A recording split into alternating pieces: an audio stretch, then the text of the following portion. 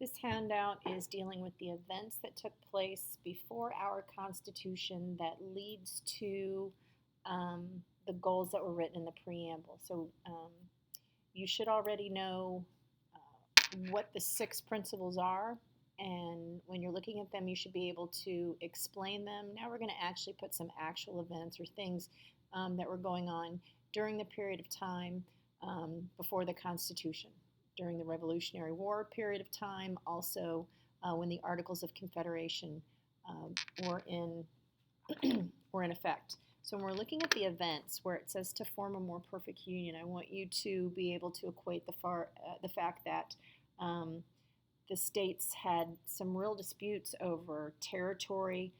They were getting ready to, some of the states at that time were getting ready to go to war with each other over territory disputes.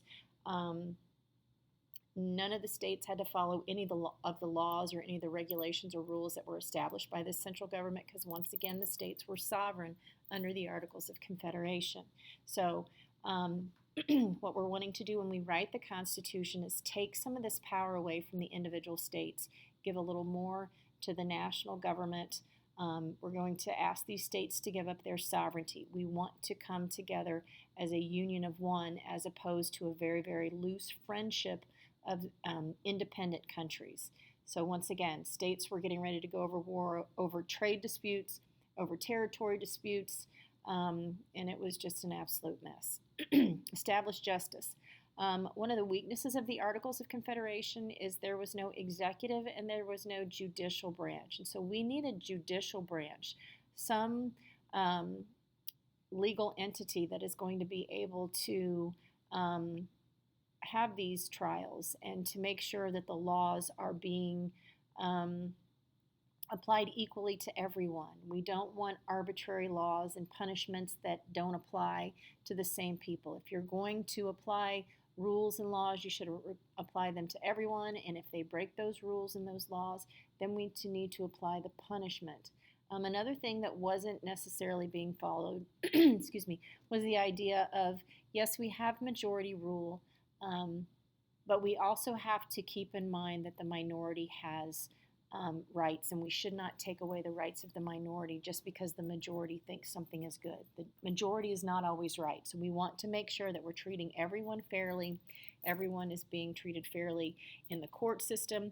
Everyone is being treated fairly when we're applying laws and punishments when you break the law, and that just because you are in the majority, you need to always keep in mind that there is a minority out there that is going to be affected by the rules and regulations that you apply. Ensure domestic tranquility. You should know that that is having peace at home within the United States. And so we can look back to Shays' Rebellion. That's the big moment where a lot of the people who were planning on attending the Constitutional Convention, and remember the purpose of that is to revise the Articles, they weren't sure that they wanted a revision of this government. They liked the way that things were, and so then you have Shays' Rebellion, and that is really the point where a lot of the delegates to this convention decided, yeah, we probably should attend this meeting. We need to make sure that we create a government that can take care of problems, including uprisings within our own borders from our own citizens. So domestic tranquility, we need to have some way to control the citizens against rebellion, and the government that we have now is too weak. Providing for the common defense. Britain was not convinced that what we had done under the Articles of Confederation and even winning the war was something that we could maintain. So they're waiting in the wings in Canada and right outside of our borders, waiting for this whole entire experiment to collapse so that they can come back in and reclaim them as theirs. You have Spain, contemplating, what is it that they can do if we fail. So we definitely want to have a defense. And once again, if we look back at the weaknesses of the Articles of Confederation, one of the things is we could not form an army. I guess we could, but we had to ask the states for money, and the states did not have to give any. So after we win the war, we do not have a standing national army. And another reason for that was that there was some real concern that and standing army here could be turned against the citizens, that our own government would use our own military against the citizens of this country. So we need some way to not only maintain peace and tranquility here in the borders, but we also need to make sure that we can defend ourselves against outside enemies. Promoting the general welfare. Once again, looking at a weakness of the Articles of Confederation. There was no way to make people or states pay taxes. So I have a lot of students, when I promote the general welfare, they put taxes down and they kind of leave it at that. You really need to go further and address what taxes are used for. And so one of the things early on that they established was education. So when we're looking at promoting the general welfare, a perfect answer all the time was, to create a uniform education system where we educate everyone. And we'll look in the Constitution where there's gives Congress the ability to set aside funds for scientific research.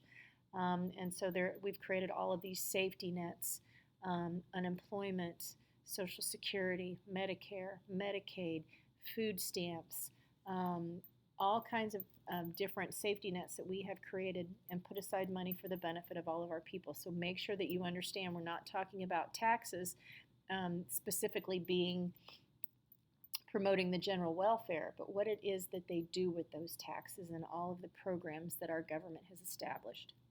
And then finally, securing the blessings of liberty. When they wrote this Constitution, the whole entire purpose of the Constitution was to limit the powers of the government.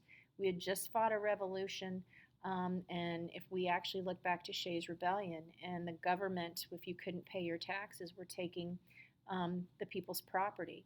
So if you even go back further, John Locke, Declaration of Independence, this idea of natural rights, life, liberty, and Locke said property, and Jefferson says the pursuit of happiness. So we need to make sure that we create a government with very limited powers and has to be able to protect property rights.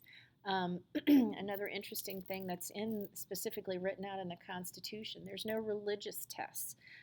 So we have freedom of religion. We're not looking to our leaders to be from any one religion or non-religion. You're free to practice any religion you want.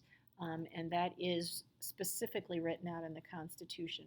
Another interesting thing is that you could run for office regardless of, as long as you met the three age requirement, citizenship requirement, and residency requirement. You didn't have to own land.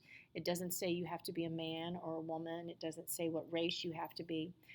So we're starting out slowly but surely with these goals, trying to make sure that we have freedoms and that those freedoms are protected and that we are limiting as much as we can the powers of the government.